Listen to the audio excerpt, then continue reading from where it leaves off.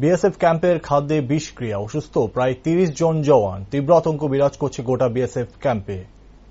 BSF ক্যাম্পের ৩০ জন BSF জওয়ান একসাথে অসুস্থ হয়ে হাসপাতালে ভর্তি হওয়ায় তীব্র আতঙ্ক বিরাজ করছে সংশ্লিষ্ট এলাকায়। ঘটনা কৈলাস শহরের লাটিয়াপুর গ্রাম পঞ্চায়েত এলাকায় অবস্থিত বিএসএফ ক্যাম্পে। এই ঘটনায় বিএসএফ এর উচ্চ পদস্থ আধিকারিক সহ স্থানীয় প্রশাসন সহ স্বাস্থ্য দপ্তরের আধিকারিকদের মধ্যে তীব্র দৌড়ঝাঁপ শুরু হয়েছে।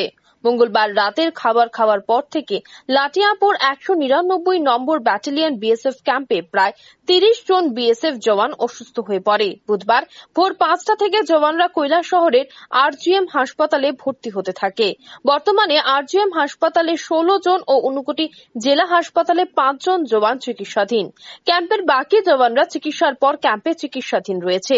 জেলা স্বাস্থ্য ও পরিবার কল্যাণ আধিকারিক চিকিৎসক ডক্টর শঙ্খ শুভ্র দেবনাথ জানান যে বুধবার ভোরবেলা থেকেই পেট ব্যথা, মাথা ব্যথা নিয়ে বিএসএফ জওয়ানরা হাসপাতালে আসে।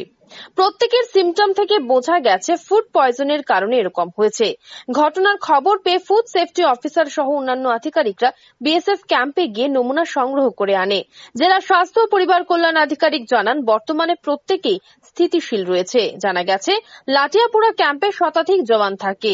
আরজিএম হাসপাতালে সংবাদ প্রতিনিধিদের মুখোমুখি হয়ে ডক্টর শঙ্খ শুভ্র দেবনাথ জানান, আজকে সকালবেলায় ১৬ জন বিএসএফ জওয়ান 199 ব্যাটালিয়ন লাটিয়াপুরা বিউপি থেকে আরজিএম হসপিটালে এসেছেন। ওদের সিমটম ছিল পেট ব্যথা, জ্বর, বমি এবং মাথা ব্যথা এরকম সিমটম নিয়ে, এবং আরো ৫ জন যা খবর পাই ডিস্ট্রিক্ট হসপিটালে এরকম সেম সিমটম নিয়ে ভর্তি হয়েছে। এই সিমটমগুলো যে সাজেস্ট করছে এগুলো সাজেস্টেড ফুড পয়জনিং এর সিমটম। তাদের সবাইকে আমরা ভর্তি রেখেছি এবং তৎক্ষণাৎ চিকিৎসা শুরু করা হয়েছে আরজিএম ডিস্ট্রিক্ট হসপিটালে, এবং এরা প্রত্যেকে স্টেবল আছে। তো তার জন্য আমরা তৎক্ষণাৎ আমাদের ইনভেস্টিগেশন শুরু করেছি যে সোর্স অফ ইনফেকশনটা কোথায়, খাবার থেকে কিনা। তো তার জন্য আমাদের যে আইডিএসপি টিমের ডাটা এন্ট্রি অপারেটর উনি এবং আমাদের ফুড সেফটি অফিসার যে দুজন আছে তাদেরকে আমরা ঘটনাস্থলে, অর্থাৎ তারা যেখানে খাদ্যদ্রব্যগুলো রান্না করে খায় সেই কিচেন পয়েন্টে আমরা পাঠাই এবং সেখান থেকে আমরা রিপোর্ট সংগ্রহ করি আমাদের ফুড সেফটি অফিসার এবং আমাদের ডাটা এন্ট্রি অপারেটর আইডিএসপি, যেটা আউটব্রেক ইনভেস্টিগেশনের জন্য আমরা করে থাকি। এবং তাতে আমাদের ওয়াটার স্যাম্পল যেটা ইউজ হয় ফুড প্রিপারেশনের জন্য সেটাও আমরা কালেকশন করার কথা বলেছি।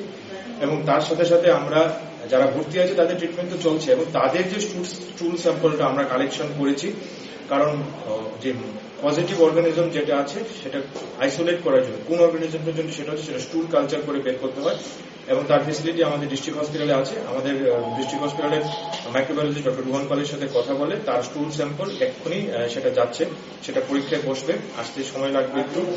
এবং তার সাথে আমাদের বিএসএফ জওয়ানদের যিনি রান্না করতেন তাকেও আমরা পরীক্ষা নিরীক্ষা করবো যে তার শরীরে কোন রকম জীবাণু আছে কিনা, সেই টাইফয়েডের জার্ম থেকে শুরু করে তার আনুষঙ্গিক টেস্ট সেগুলো আমাদের ডিস্ট্রিক্ট পাবলিক হেলথ ল্যাবে হবে। তো এখনো পর্যন্ত টোটাল 16 জন আর ডিস্ট্রিক্টের 5 জন 21 জন ভর্তি। সীমান্ত সুরক্ষা বাহিনীর ক্যাম্পে বরাবর নিরাপত্তায় সজ্জিত থাকে। তারপরেও কি করে খাদ্যে বিষক্রিয়ার মতো ঘটনা ঘটল, এই ঘটনা নিয়ে মুখ খুললেন না কেউই। যদিও বিএসএফ এর আধিকারিক এবং পুলিশ যৌথভাবে এই ঘটনার তদন্তে নেমেছে বলে খবর। এই ঘটনায় সংশ্লিষ্ট এলাকায় তীব্র চাঞ্চল্য ছড়িয়ে পড়ে। Bureau report, rising Tripura.